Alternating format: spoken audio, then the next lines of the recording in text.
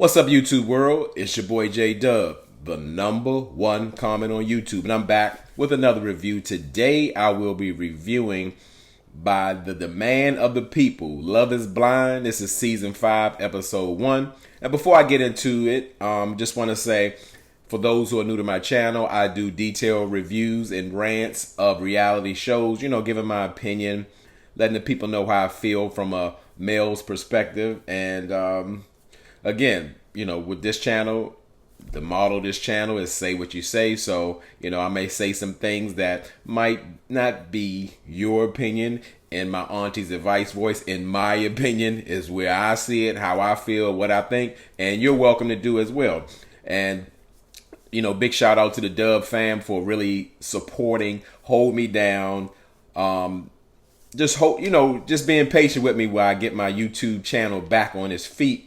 And we're going to get this thing rolling because again, I work for y'all and I have to be consistent and get more content out there. Now, with what I explained to y'all with Love is Blind, is a little difficult for me because it comes out like in chunks, 4 episodes at a time. I know I don't have time to do that, but I'm going to stay on it, see it, and finish this season through, because I get a lot of response like, JW, really need to do Love is Blind. I missed last season. I don't want to miss this one. So, drop down in the comments. Tell me what you think, how you feel, your thoughts. Let's get into it.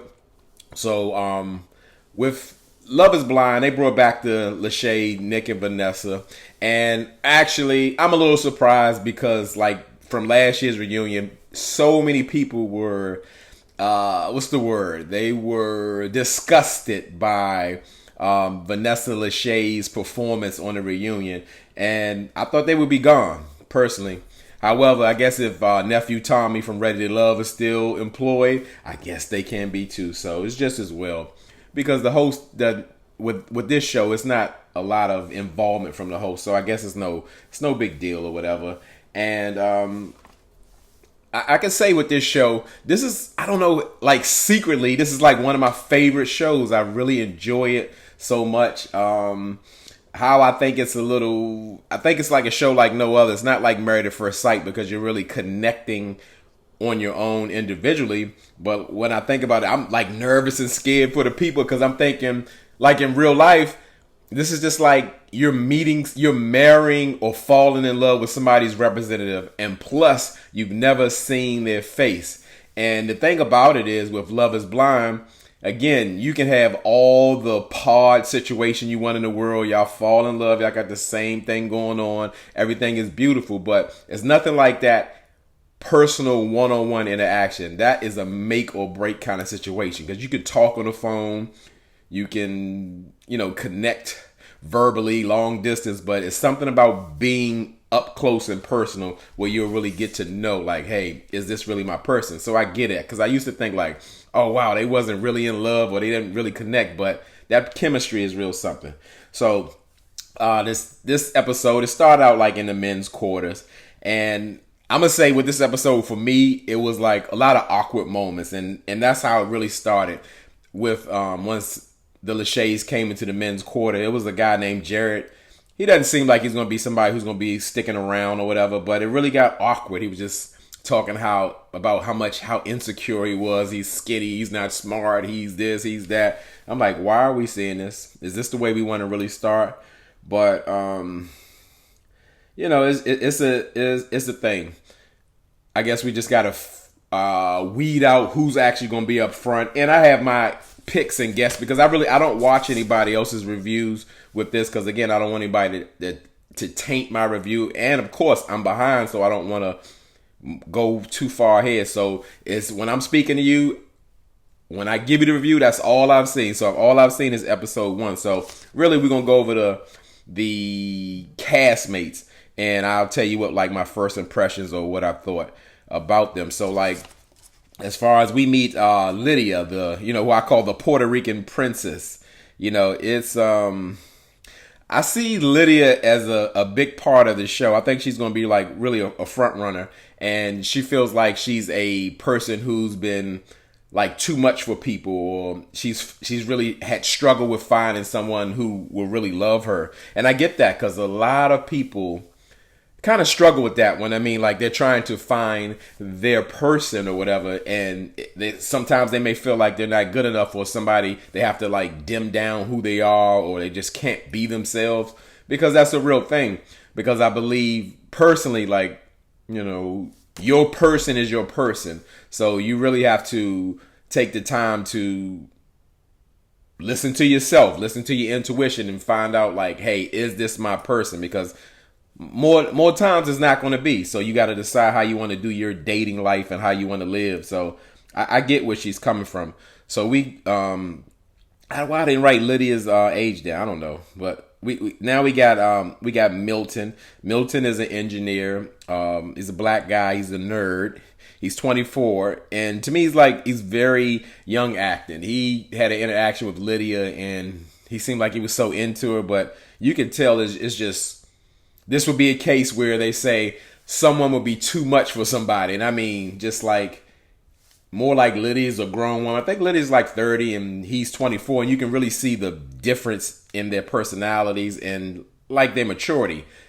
And I would want to say, like, for anybody like Milton, like, I think 20s are like way too young to be trying to get married.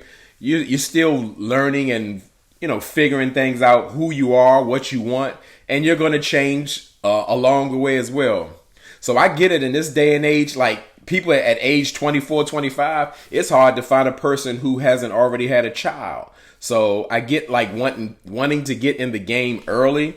However, you know, there's some people who have still been focusing on themselves in their 20s up to their 30s and all that. So I believe that those people should find one another. But yeah. So let's go to Izzy. Izzy's 29. He's an insurance agent.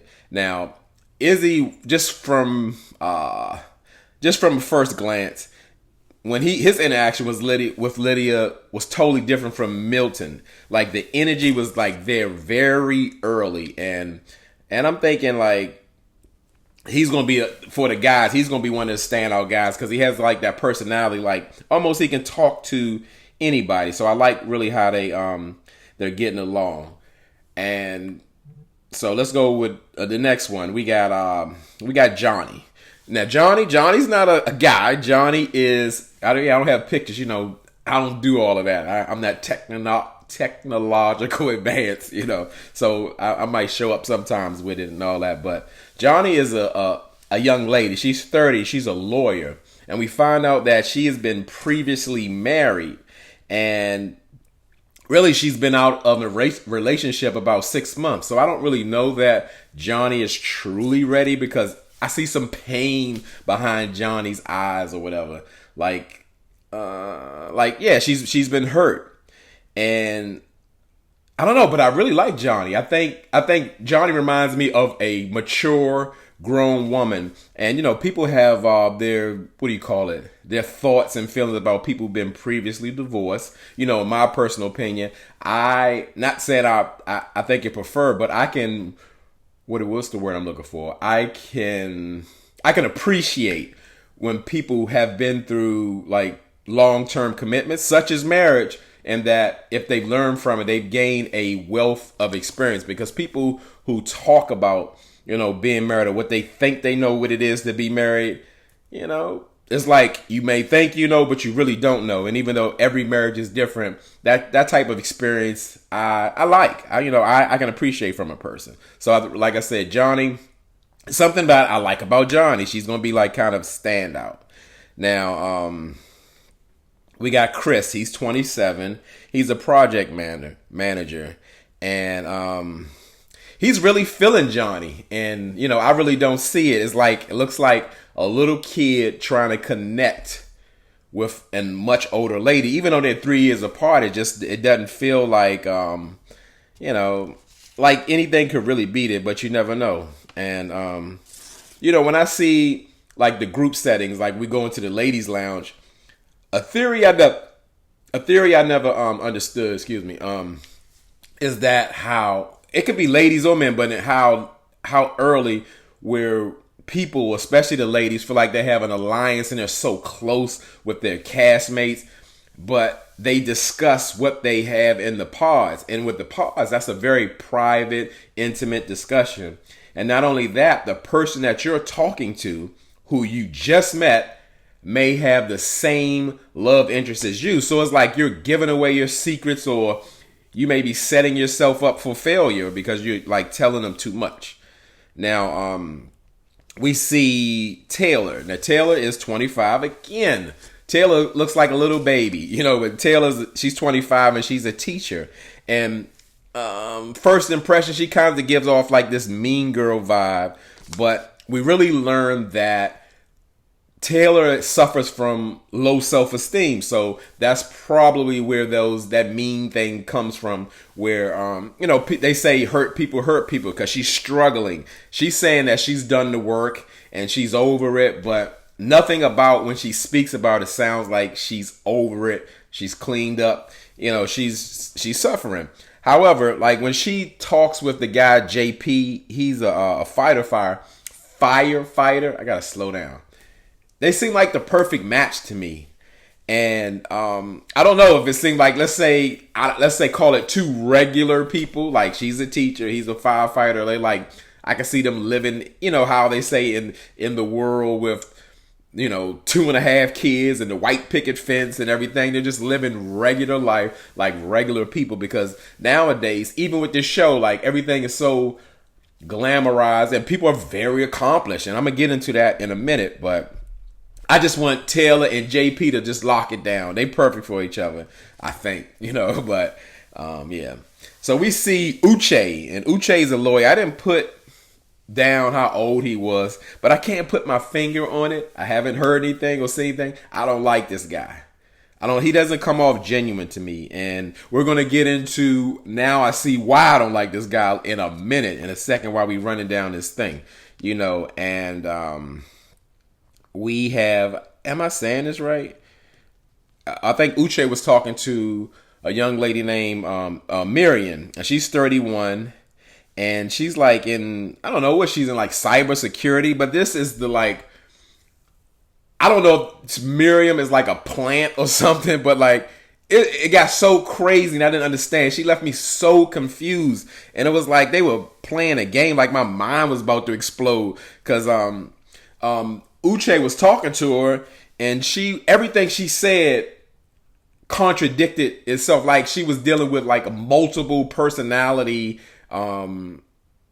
syndrome or whatever. I'm no doctor. I might be an honorary doctorate of Ready to Love, but I'm no psychiatrist or anything like that to diagnose her. But it got a little scary. Like one minute she's like, oh yeah, I'm from Africa too. I came by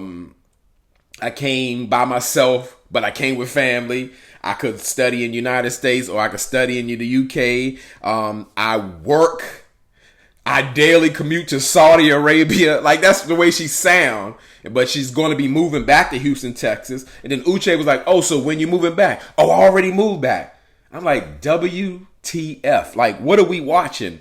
Like, I mean, she came off such like a liar. I'm not even calling her a liar. It's like she was mentally ill. Like, I don't even ever want to see her again. I would have just left. I would have walked out. I wouldn't have said nothing. I'd have gone out them paws. I'm like, y'all playing with me. This can't be real. This can't be real. So, who's the next person? We have Aaliyah. Aaliyah's 28, and she's an ICU nurse. One of appearing to be one of my favorites. She is really taking a liking to Uche, and I don't see it. And Aaliyah is like, let's say she's well-rounded, or she's had a lot of life experiences. She's lived in Japan with her family for about 9 years because they were in the Air Force. And she likes to paint. She likes to do poetry, play the guitar, all that kind of stuff. I mean, and what I was saying about like how accomplished, I guess, again, because I mean, speaking personally with me, the people I know, the people I come up, because I come from, DC, and the people I know, they haven't had lives like that. So it wows me, like, a 2-parent home.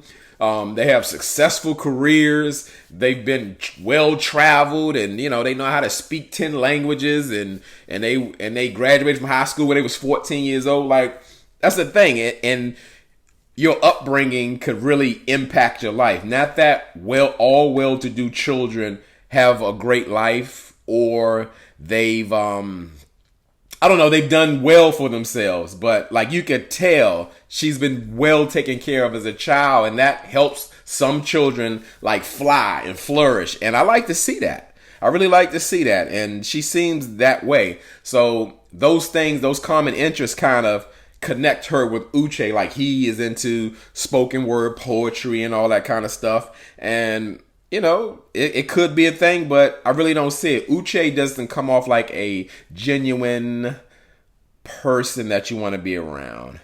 And, what? Let's go to some awkward, cringeworthy moments. Now, I saw Chris, the project manager, he's a younger guy. He was talking to Johnny, and they were just playing this game, I guess to, spark up conversation for somebody you really don't know. And Chris picked up a card. He started talking about sex because it seemed like it started to really go into sex. And I was really surprised to see, because I understand that, and being old enough, like people have two sides. Going back to Aaliyah's like a little nerd. She like Uche. I like to paint. I like to draw. I like to sing. But Aaliyah's like a little freak, in real life, because she admitted to it. I'm like, wow, like you really get to see the other side of people. But that's how people really be. You think you know a person, you really don't know a person. They got different sides, like we all do. But going back to the cringeworthy moment, like Chris was talking to Johnny, and Chris was playing like this sexual game, or like, when you lost your virginity, or how if you would change how you lost your virginity. And Johnny was like, she was like, no, I wouldn't change anything. And Chris just kind of went to this dark place where he was like, oh yeah, I tell people that I lost my virginity when I was in, a junior in high school. But like, really, we went on a trip, and we met these girls, and we were drinking and drugging. He didn't say drugging, I added that. But, we drinking, and then like, she kind of took advantage of me. And like, it got really dark. And I'm definitely not, let's say, making fun of his pain. I just think like that's not the first kind of conversation that you have with somebody. Yeah, truth, honesty is the best policy. I just felt like it was way too soon to share something like that. Johnny seemed to be receptive to it, but like I said, he was pretty much telling Johnny that he got violated when he was 17, like in front of his friends or whatever, by another woman. And that could be a real thing. Normally people don't think that could happen as like older, because I was saying, no, stop. I won't judge him from that. But in real life, like as younger people, it happens all the time. Like women take advantage of little boys all the time. And it's a thing, and it's been a thing. And nobody really speaks on that. So I get it. And I understand that. But yeah, it was a little, is that the way you really want to start out your love story? I don't know. Probably not, But speaking of super duper awkward, I wanted to crawl under the table. I couldn't take no more. I didn't want to see it no more. Is when Lydia was talking to Uche, and I guess they brought up the topic of like being a cheater or whatever. And that was a tough scene to watch. When I say a tough scene to watch, where like she was being vulnerable and thought she was in a safe space. And that's the thing about it too. Like I speak to somebody, most people don't have safe spaces. That's why some people like guard themselves. That's why sometimes people lie. And this was a perfect example of how Uche, like he really almost shamed. I'm going to say almost. He shamed, he judged, he was condescending towards Lydia, just being open about that, hey, I cheated in the past. I mean, he went down on her.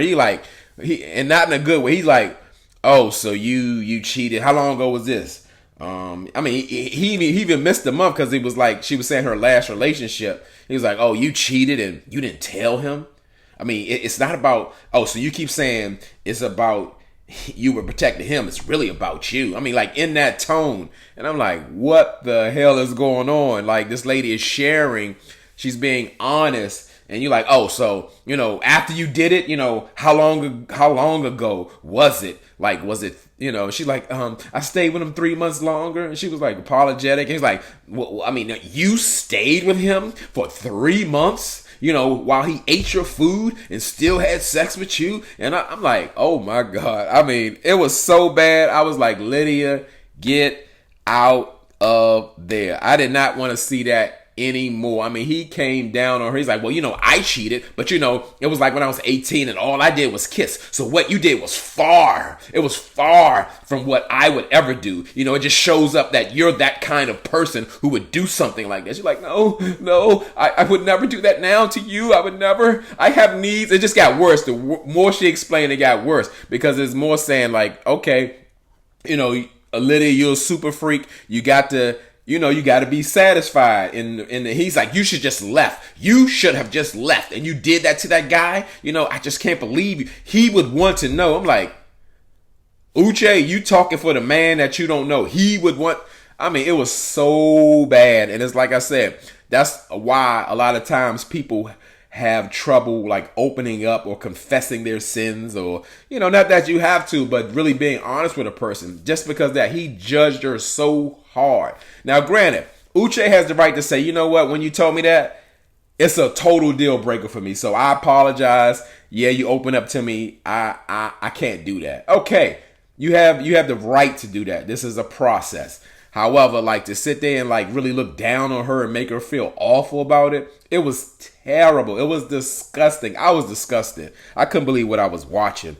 So, I was going to really leave that for the end, but I had to really kind of speak on that now because that bothered me. He shamed her. He made her relive the whole process, and it was terrible. But going into a lighter, well, I guess it isn't lighter when, like Lydia, she was talking to Izzy, and like Lydia already off top has found like the one in Izzy or whatever. And you could tell, you got to kind of pay attention how people use their words and everything. You could tell that Izzy isn't into Lydia like that, but she doesn't see it. He's the perfect guy for her with sight unseen. And you could tell Izzy was just like, or whatever. So he pretty much broke up with her, like, immediately. Because, like, Izzy, like, man, I got all these women in my pocket. Kind of, you like my weaker connection or whatever. I have stronger connections, than you. And she was heartbroken. And then it got worse. Lydia was talking about, no, I said Lydia. That ain't Lydia. That's I'm getting it mixed up. That's not. Was that Lydia? Yeah, that's Lydia. Oh, it is Lydia. Lydia said, "Well, what did she say? Like, so why am I not your connection?" I was like, "No, Lydia, don't do that. If somebody reject you, don't ask them why they don't like you. Ooh, you're gonna have no self-esteem after that." And he was like, felt like he was forced. He was like, "No, you're cool, you're good, you're a nice lady. Any man be lucky to have you." I thought he was gonna break out in a song or something. He just didn't want to. He had to do what he had to do to break her heart, and he did it. And he was trying to let her down, but she just breaking down. Like, he's like, it's just not there or whatever. And she, like I said, you could tell she was all in already. And I'm like, how could she go in that fast, that soon, knowing that like other people are liking each other, or you're just meeting somebody? Because Izzy gonna have who he want for real. I hope he choose right, because he look like he got about 4 or 5 connections. So that was pretty much it for the episode. I really enjoyed the episode because I enjoy Love is Blind. It's like one of my favorite shows. So I'm looking forward to watching the next episodes. Mine's going to be a little slow, so rock with me and, get with my perspective or not. Drop down in the comments. Tell me what you thought, your opinion about this season. And again, I'm going to be working on getting some more Love is Blind content out, as well as I'm thinking about going live tonight, but I'm thinking about doing it late, like in the 10 o'clock mark or whatever. So I will post that up later if I decide to do so, because we want to get on these hot topics. I don't want to let them cool down because the time is passing. So again, drop down in the comments. Tell me what y'all think. Something I missed. And as I always say, y'all could be anywhere in this YouTube world, but you're here with me. I really appreciate it. I really mean it.